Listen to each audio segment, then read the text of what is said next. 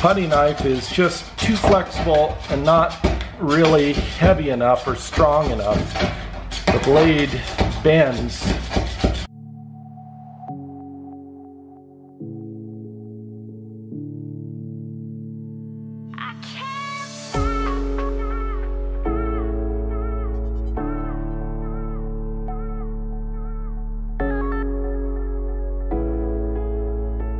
Good morning. I'm in Denver, Colorado today, and I'm excited. I just came from Lowe's and I purchased some cilantro here. Today I'm excited because I'm headed to my client and friend Stephanie's. She's allowing me to use her driveway and her garage for the floor install. So I purchased some cilantro for her. She has a little garden going in her back and likes growing her own herbs and things like that, so hopefully she'll like this. Just a little gift for her.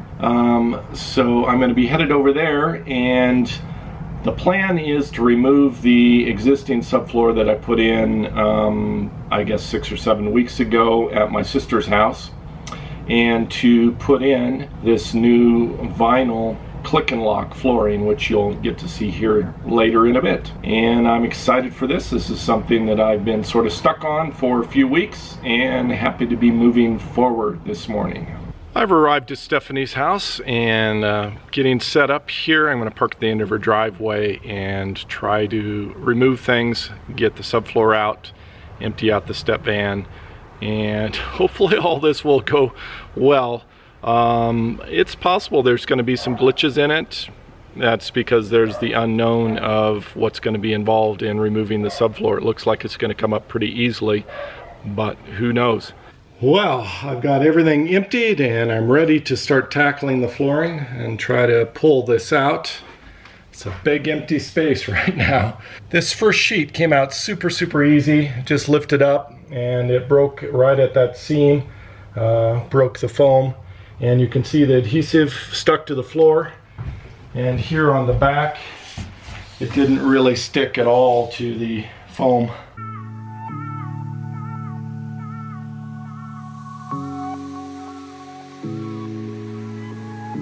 So hit the first sticking point, not anything major, but there's a sheet of plywood that goes here in the back, and it connects with tongue and groove to the next sheet of plywood, and it's just a matter of getting that tongue and groove to separate. Stephanie's going to help me. She's going to take the pry bar here and stick it in this joint, and then when I lift on it, hopefully we'll be able to push that apart. Yeah. Here we go.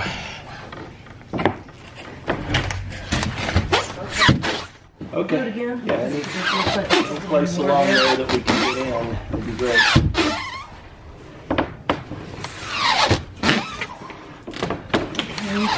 What I'm seeing, do it one more time.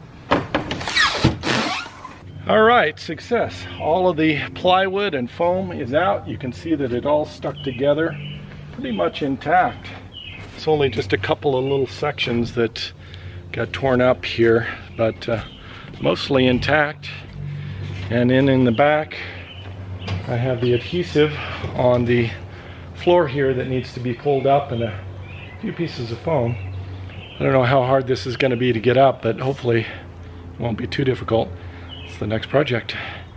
I should mention that yesterday was 93 degrees here in Denver. Today is supposed to be 91. It's pretty toasty hot. That's why I wanted to start early in the morning. I started at 8. It's about 8:30. It took about 20 minutes to pull out all of this stuff and get going. So I'm gonna get at this and then try to clean things up and start putting in the vinyl flooring.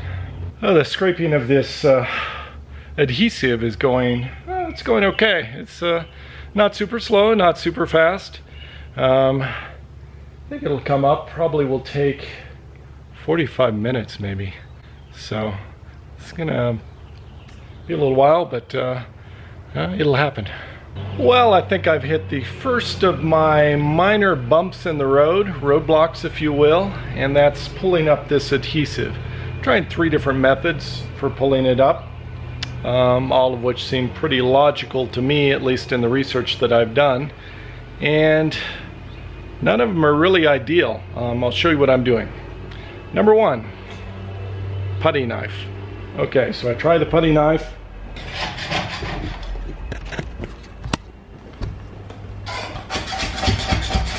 It's just, putty knife is just too flexible and not really heavy enough or strong enough.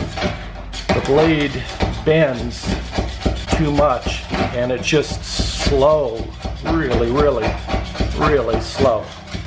So this would take about a week going at this rate to be able to pull up the adhesive. So that's option number one. I don't think that really works. Next is using a pry bar, a normal crowbar.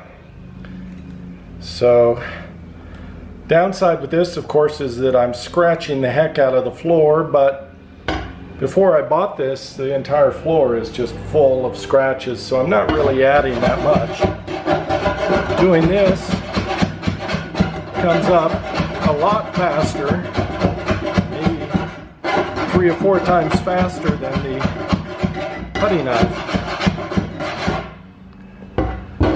So, downside with both of those is I'm on my hands and knees for probably, I've been going at it for about an hour now, and all I have done is maybe 3 square feet, something like that. This will probably take about 2 days at this rate using this tool. So next level up from that is using traditional scraper on a pole. This is what the tile guys use to pull up tiles and get adhesive off of floors, and it has a blade on the end here, and I've reversed it to the, has the narrow tip. All right, here we go.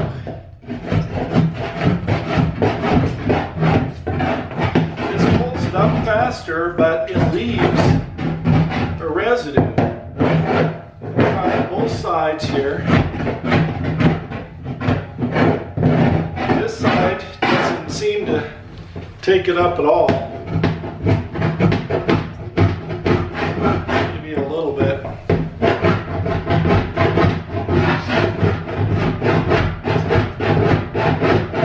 So this seems twice as slow as the pry bar.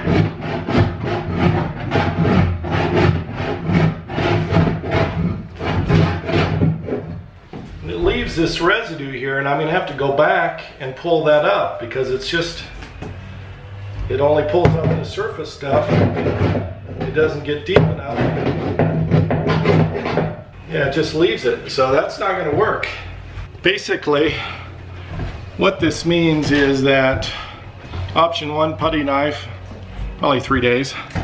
Option number 2, the pry bar, it's going to probably take maybe a day and a half.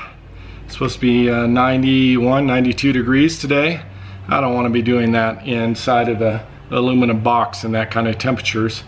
And option number 3 is that tall pole thing, which will take off the surface of the adhesive pretty quick, but it's getting I'd have to go back and scrape it again with one of the other tools, go back over it. So it just doesn't seem to make any sense to do that, and the speed seems actually slower than using the pry bar. Stephanie has come out to check on me and make sure that I'm still alive and making progress, and she's offered to help me out. So she's down here on her hands and knees doing some scraping. I've been at it for about an hour and a half and made, I would say, 20%, 15, maybe less. 20%. Okay, we're calling it 20% for an hour and a half. So with and 2 people, hot. And it's hot. It's yeah. getting hot. And it's hotter here in the step van than it is outside. It's probably upper 80s, maybe 90 now, right now outside. What'd you say?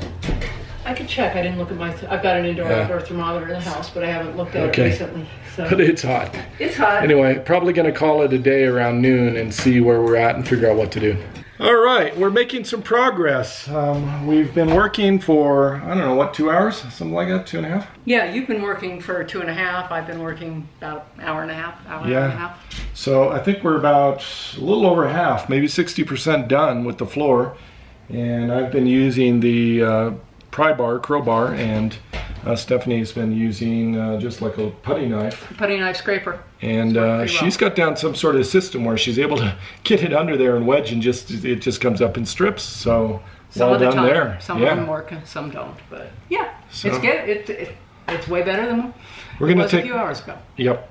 So we're going to take a break for lunch and then figure out with the temperatures if we're going to come back and do more today or postpone and wait till cooler morning.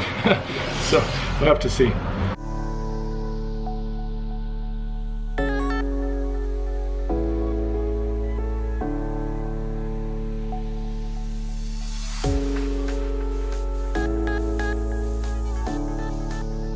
I'm back from lunch. We had an amazing lunch. I took Stephanie and Liz out for lunch for some great Thai food.